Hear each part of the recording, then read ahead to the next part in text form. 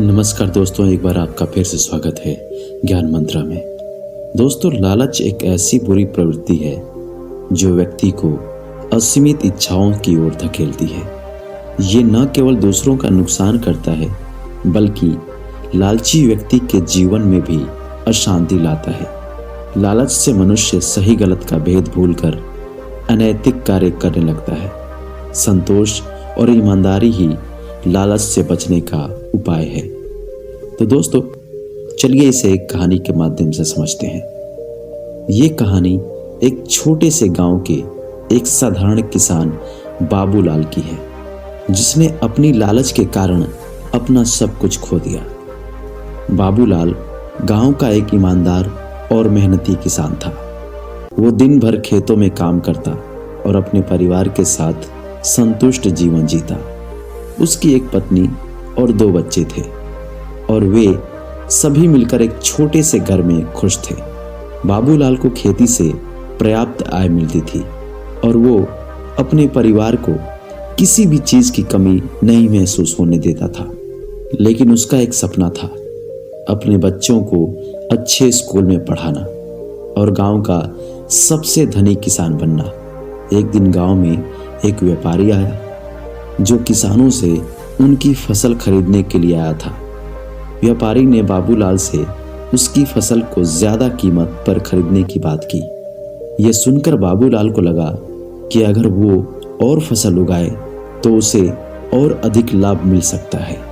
वो सोचने लगा, अगर इस बार ज्यादा फसल उगाई तो मैं समृद्ध हो सकता हूँ। बाबूलाल ने इस बार खेत में ज्यादा बीज और खाद डाले, पानी देने की योजना बनाई और लगातार मेहनत करने लगा।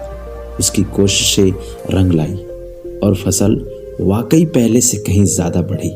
व्यापारी ने उसका अनाज बहुत अच्छे दामों में खरीदा, लेकिन बाबूलाल की लालच अब और बढ़ गई।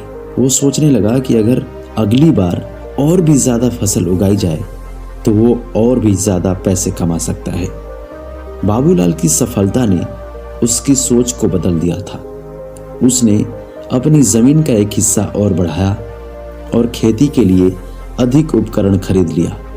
अब उसने फसल उगाने के लिए कीटनाशक और रासायनिक उर्वरक का उपयोग करना शुरू किया ताकि उत्पाद बढ़ सके। उसकी लालच की सीमा बढ़ती गई। अब वो अपने खेत में हर प्रकार की फसल उगाने के लिए तैयार था, बिना ये सोचे कि इसका प्राकृतिक संतुलन पर क्या प्रभाव पड़ेगा। उसके द्वारा किए गए अत्यधिक रासायनिक प्रयोग से खेत की मिट्टी की उर्वरकता धीरे धीरे कम होने लगी और जल का स्तर भी घटने लगा। कुछ महीनों बाद बाबूलाल ने देखा कि उसकी फसल पहले जैसी नहीं रही। रासायनिक उर्वरकों के प्रभाव से खेत की मिट्टी ने अब उपज खो दिया था। इसके साथ ही जल स्तर भी घटने लगा और बाबूलाल को महसूस हुआ कि जो उसने किया वो सही नहीं था। लेकिन अब देर हो चुकी थी। ना केवल उसकी जमीन उपजाऊ नहीं रही बल्कि किसानों के बीच व्यापारी भी अब उस पर विश्वास नहीं कर रहे थे, क्योंकि उसके द्वारा उगाई गई फसलें अब पहले जैसी गुणवत्ता वाली नहीं रही। व्यापारी ने बाबूलाल से फसलें खरीदने से इनकार कर दिया और उसका कारोबार टूटने लगा। बाबूलाल की आर्थिक स्थिति लगातार गिरने लगी। बाबूलाल के लिए अब अपने बच्चों को अच्छे स्कूल में भेजने का सपना भी पूरा ना कर सका। उसकी जमीन बंजर हो चुकी थी और परिवार के पास पर्याप्त धन नहीं था।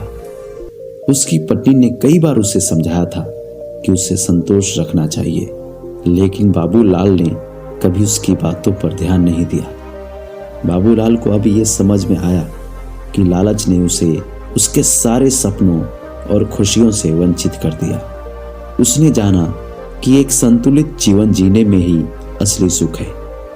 लालच ने उसे उसकी मेहनत, परिवार और संतोष से दूर कर दिया था। तो दोस्तों, आज की कहानी आपको कैसी लगी आप कमेंट करके जरूर से बताएं। अगर आपको वीडियो पसंद आई हो तो लाइक करें, दोस्तों के साथ शेयर करें और चैनल पर नए हैं तो बिल्कुल अभी सब्सक्राइब करें और हाँ, बेल आइकॉन दबाना ना भूलें। बहुत बहुत धन्यवाद।